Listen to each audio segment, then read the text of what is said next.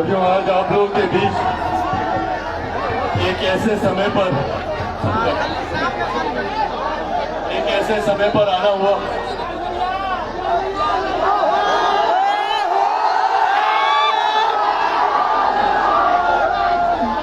आज एक ऐसे समय पर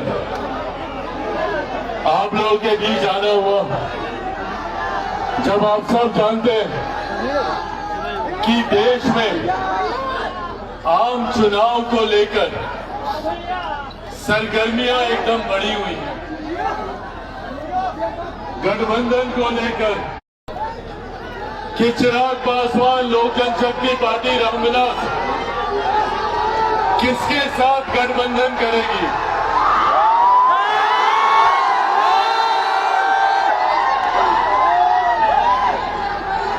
किसके साथ हम लोग आने वाला चुनाव मिलकर लड़ेंगे। मीडिया के तमाम मेरे साथी लगातार इस बात का कयास लगा रहे हैं, तो मैंने सोचा कि आज अपने संबोधन की शुरुआत ही हम इसी बात से ही करते हैं।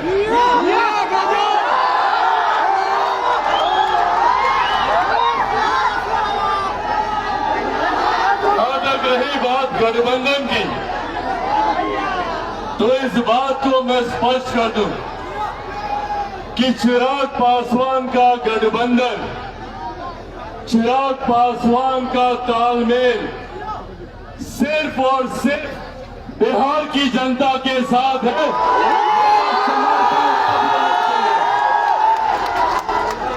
चिराग पासवान जब तक जिएगा, जब तक मेरे शरीर में लहू का एक भी कतरा रहेगा, मैं सिर्फ और सिर्फ बिहार और बिहारियों के लिए समर्पित हूं।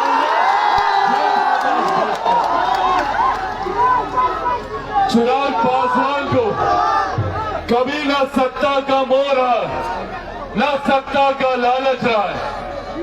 मेरे नीति, मेरे सिद्धांत, मेरे आदर्श सिर्फ और सिर्फ बिहारियों के लिए समर्पित है और उन्हीं के लिए ही ये गठबंधन है। और साथियों, आज इन बातों का महत्व और ज्यादा बढ़ जाता है। आज जब हम लोग चुनाव की पूर्व संध्या पर यहाँ एकत्रित हुए हैं, आज जब हम लोग चुनाव से ठीक पहले यहाँ एकजुट हुए हैं, तो ये कुछ ऐसी अहम बातें हैं जो मैं आप लोगों के साथ साझा करना चाहता हूं। कई सरकारें आई, कई सरकारें गई, कई गठबंधन हुए, कई गठबंधन टूटे, पर आज भी हमारे प्रदेश की समस्याएं वही की वही मौजूद है। आज यही आग्रह करने आप लोगों को, हमारे प्रदेश को बार बार कई सरकारों ने लूटा, कई राजनीतिक दल आए, कई राजनीतिक नेता आए, बड़े बड़े वादे हम लोगों से किए गए, बड़ी बड़ी बातें हम लोगों से कही गई, पर हकीकत है कि आज भी बिहार वही का वही खड़ा, बल्कि हर बीते साल के साथ बिहार बर्बादी की ओर अग्रसर हुआ। आज भी हमारे बिहार के युवा मजबूर हैं यहाँ से पलायन करने के लिए। आज भी हमारे बिहार के लोग दूसरे राज्यों में जाते हैं, शिक्षा के लिए, रोजगार के लिए, स्वास्थ्य सेवाओं के लिए। आज भी हमारे प्रदेश में छोटी छोटी मूलभूत जरूरतें सबसे बड़ी समस्या बना हुआ। आज ये चुनाव का समय है जब हम लोग को सही फैसले, सही निर्णय लेने, चुनना है हम लोग को कि आज तक जो लोग हमारे साथ, हमारे बीच बड़े बड़े वादे करके आए, उन लोगों ने हमें क्या दिया, और अगर नहीं दिया तो क्यों हम उन्हें दोबारा चुने।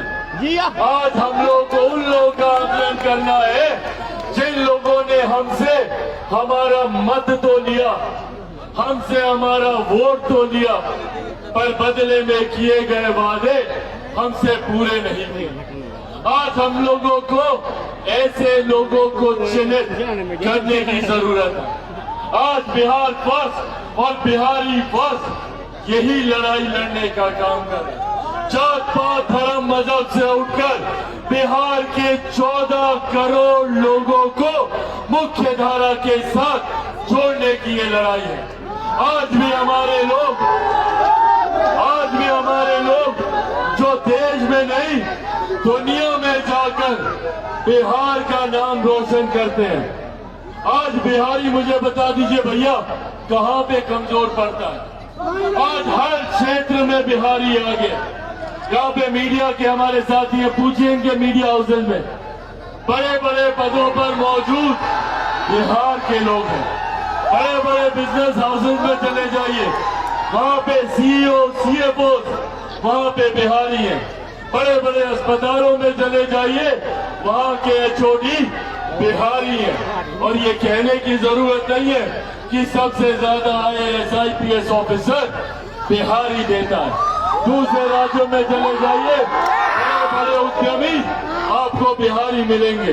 तो जब बिहारी इतना आगे है तो मेरा बिहार इतना पीछे कैसे छूट गया, ये सवाल हमें अपने आप से पूछने की जरूरत है।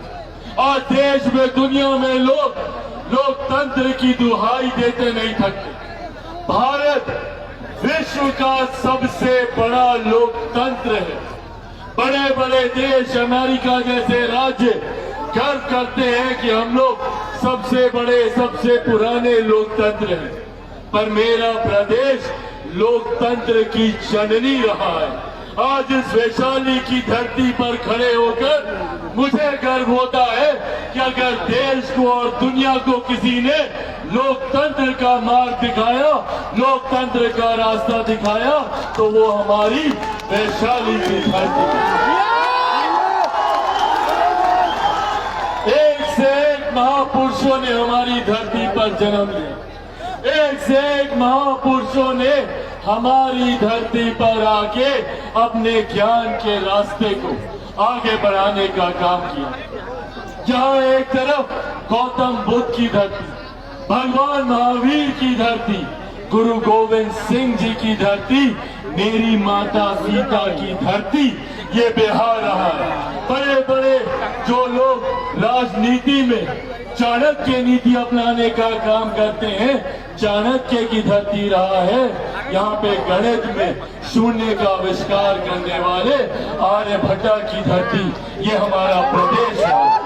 तो जब हमारा प्रदेश इतना आगे रहा, इतना गौरवशाली हमारे राज्य का इतिहास रहा, बगल में नालंदा यूनिवर्सिटी का जिक्र हम लोग सदियों से सुनते आए।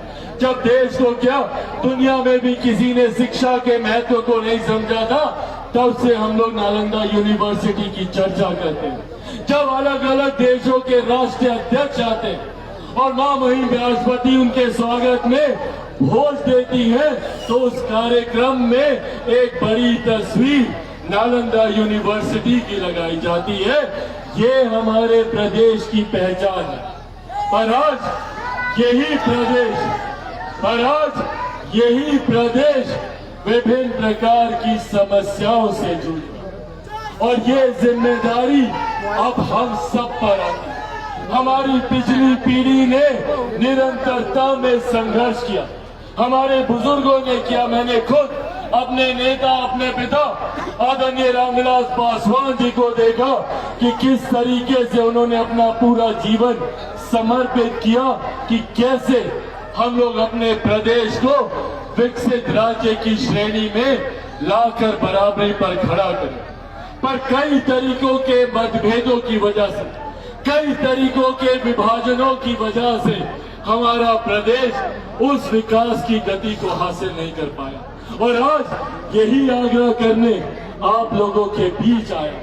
हम लोग को जात पात धर्म मजहब में बांटकर विभाजन की राजनीति सुनियोजित तरीके से की जाती है, ताकि हम लोग आपस में बटे रहें और हमारे प्रदेश को विकास से हम लोग अछूता रखें, ताकि यहाँ पर कोई विकास की बात ना करे, यहाँ पर कोई अपने बेहतर भविष्य की बात ना करे।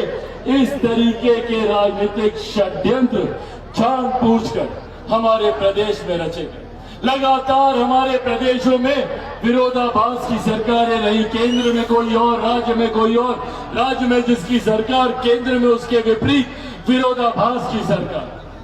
पर साथियों, अब ये समय है अपने अधिकारों को जानने का, अपने हक, अपने अधिकारों के लिए लड़ने का।